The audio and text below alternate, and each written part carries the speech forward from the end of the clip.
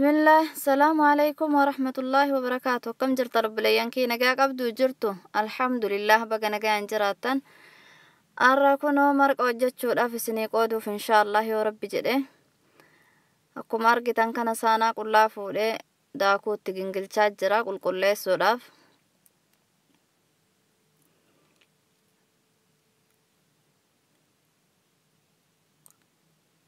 jalqaballee qulqullaa'ee jira gaafa bitee lafa kaa'u qulqulleessee jira ammoo itti hojjechuudhaaf jedhurra deebi'aa jira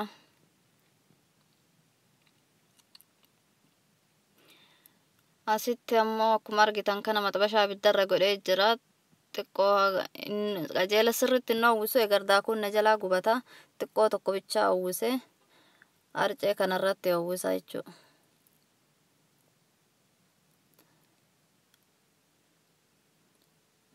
xiqqoo magumanni foolee isaa xiqqoo tokko maal jedhan akka inni oowwee arcee midhaan irraa foolee biraa jijjiiratu xiqqoo uwwisan malee waa guddaa miti.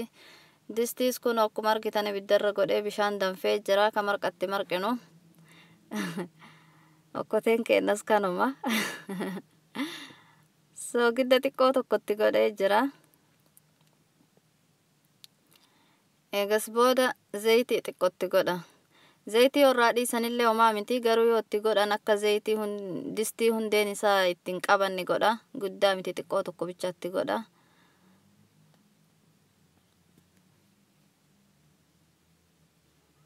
Akkuma argitan kana deebi'ee bishaan xiqqoo tokko asitti irraa hir'ifadha duubarratti yoo na barbaachise yoo inni jabaatee jedhee bishaan itti naqee irraa laaffisuudhaaf jechuudha. Bishaan qabbanaa itti naquun hin ta'u bishaan qabbanaa itti naqane midhaan hin bilchaatu maal jedhama haadhiti dur musee si jalaa musaa musee si jalaa ta'a jetti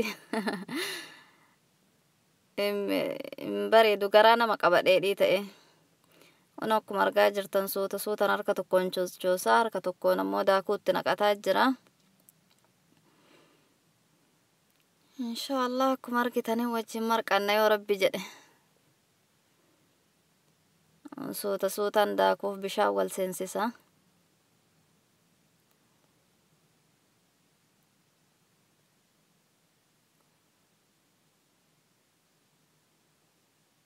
Akkuma argitan kana gochaa jira. Kunoo kana fakkaata. Akkatti akka inni midhaan keessatti buruura'ee nafne akkanatti addaan baasuun bareeda. Xiqqoo tokkollee ta'u humna gaafataa beekaa. Akkatti addaan baasaa jira.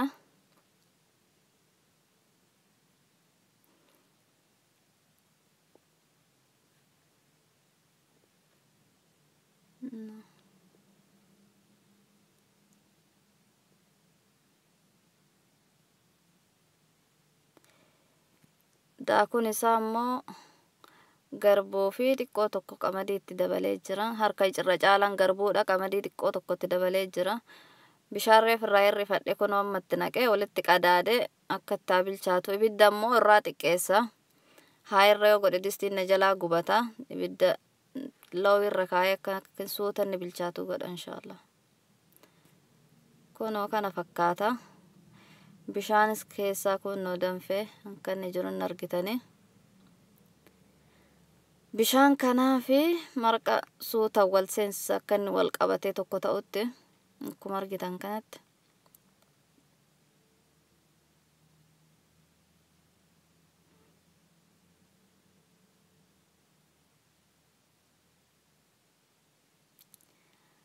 Marqa biyya keenyaallee ta'uu baatu xiqqoo tokko jala fakkeessinaa maal goonare.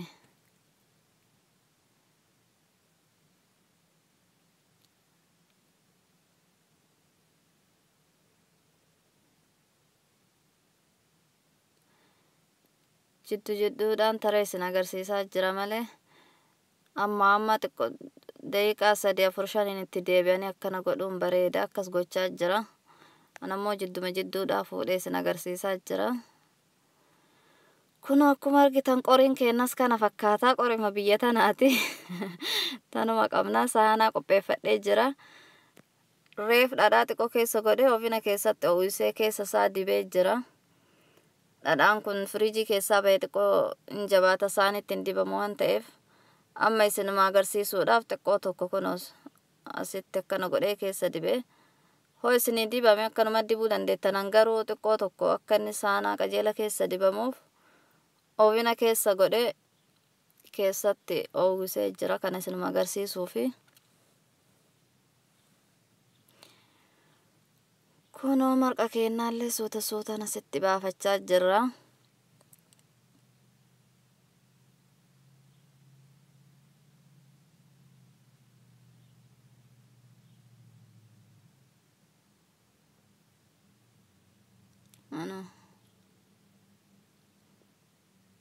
Akkanatti keessa oofnee gara gaggalchine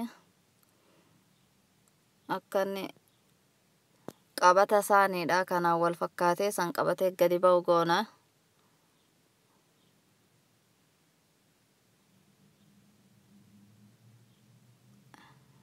Yoo akkana godhaadha tiyyana yaadachiisa dhiifama. Kunoo akkuma argitan addaan baasa. Akkanatti dhadhaa keessa godhee suuta keessa isaa bakka dhadhaatti naquudhaaf akka ta'utti dhadhaa gubbarra godhee suutan akkuma argitan addaan baasa.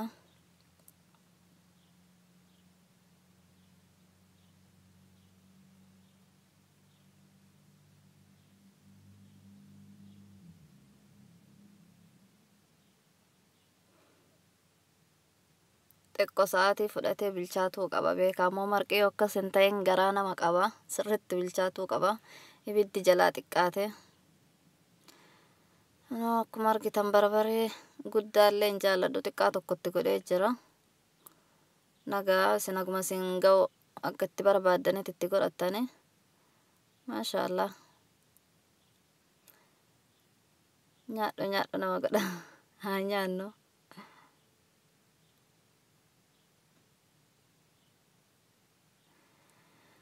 Kunoo marqannuu hojjanne irra kana fakkaata alhamdulillah. Maashaallah bareedu.